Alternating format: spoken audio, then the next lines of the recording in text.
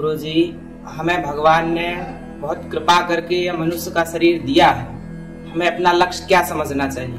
हमें अपनी सबसे बड़ी संपत्ति और सबसे बड़ी विपत्ति क्या समझना चाहिए? क्या भगवत स्मरण ही सबसे बड़ी संपत्ति समझना चाहिए? क्या भगवत विस्मरण ही सबसे बड़ी विपत्ति समझना चाहिए? कृपया मार्गदर्शन। हाँ, ये बहुत बढ़िया विचार है आपका। और दो ही शब्द आपने पूछे हैं कि सबसे बड़ी हमारी संपत्ति क्या है, मानव जीवन का उद्देश्य क्या है और हमारी सबसे बड़ी विपत्ति क्या है। तो इसका सीधा सीधा अर्थ बताते फिर थोड़ा समझाने का प्रयत्न करेंगे। हमारी सबसे बड़ी संपत्ति तो यही है कि हम परमात्मा से कभी दूर ना हों, और हमारी सबसे बड़ी विपत्ति यह है कि हम परमात्मा से दूर हो गए। यानी कि ईश्वर सत्ता से, जिसने निर्माण किया है, जिसने ऊर्जा दी है, जिसने संसार दिखाया है, वो ईश्वर ही है। और उस ईश्वर को हम साकार रूप में जब देखते हैं तो माता पिता भी हैं, उसमें जुड़ जाते हैं। माता पिता के द्वारा ही हमारे शरीर का निर्माण होता है। तो हमारे माता पिता भी हमसे ना छूटे और ईश्वर ना छूटे, तो ये हमारे लिए सबसे बड़ी संपत्ति है।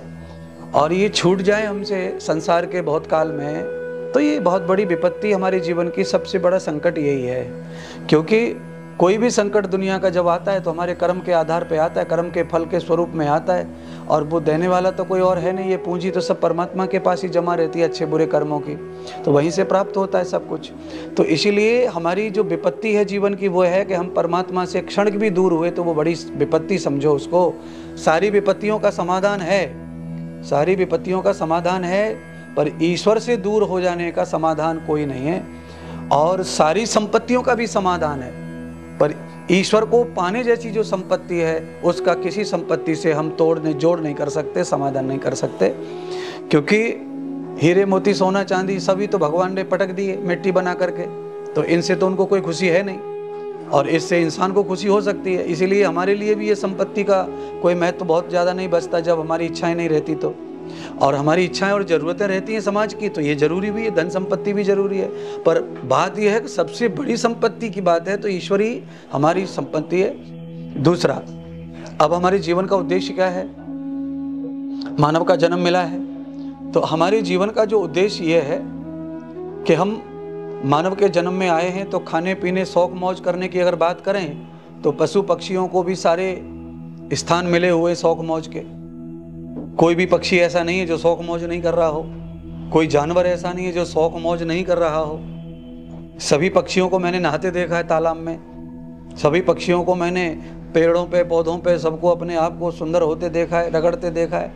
गधा घोड़ा सब जमीन में लेटते हैं, अपने आप को नहलाते हैं, मिट्टी में घसड़ते हैं। तो सभी अपने अपने तरीके से अपनी साफ सफाई का ध्यान रखते हैं, और सभी लोग शौक मौज करते हैं, सभी जीव करते हैं। क्योंकि शास्त्र भी ये कहता है, आहार निद्रा भय मैथुनम च पशु भी नराणाम समाना। अर्थात 99% पशु में और मनुष्य में कोई अंतर नहीं है। मनुष्य में अगर कुछ अंतर है तो वो एक ही अंतर है कि वो परमात्मा को भी अपनी संपत्ति मान लेता है। विवेकपूर्ण जब हो जाता है, ज्ञानी हो जाता है, तब पशु ज्ञानी होकर भी भगवान को अपना सब कुछ मान सकता नहीं है। तो इसीलिए बेचारा एक पॉइंट से कम रह गया, बाकी नहीं तो सब मनुष्य के और पशु के मैच होते हैं कर्म। भोग हो, विलास हो, खाना हो, पीना हो, सोना हो, डर हो, भय हो, ये सब मनुष्यों का और भैंस बकरी का सेम है, इसमें कोई अंतर नहीं है। केवल अंतर कुछ है तो वो ये है कि आप प्रश्न कर पा रहे हो और पशु प्रश्न कर सकता नहीं है, और वो अपनी बुद्धि और आत्मा का समाधान भी ढूंढ नहीं सकता है, क्योंकि वो भोग योनि में है और हम कर्म योनि में हैं। तो इसलिए हम समाधान ढूंढ सकते हैं। ये हमारे लिए बड़ी संपत्ति है कि हमें समाधान मिलने का अवसर मनुष्य के शरीर के रूप में प्राप्त हुआ है। तो हमारा मूल उद्देश्य भी यही है कि हम परमात्मा के, ऋषियों के और पितरों के ऋण से उऋण हो जाएं। ये हमारा मूल उद्देश्य है संसार में मनुष्य के रूप में आने का। ये 3 ऋण जब उऋण हो जाते हैं तो हमारा आना जाना समाप्त हो जाता है, फिर हमारा कोई मतलब ही नहीं बचता, हम तो परमात्मा में विलीन हो जाते हैं। यही हमारे मनुष्य का जीवन का उद्देश्य है। और हमारी संपत्ति वही है जो मैंने बताई, परमात्मा, और हमारी विपत्ति है परमात्मा से अलग हो जाना या विस्मरण हो जाना। धन्यवाद भैया।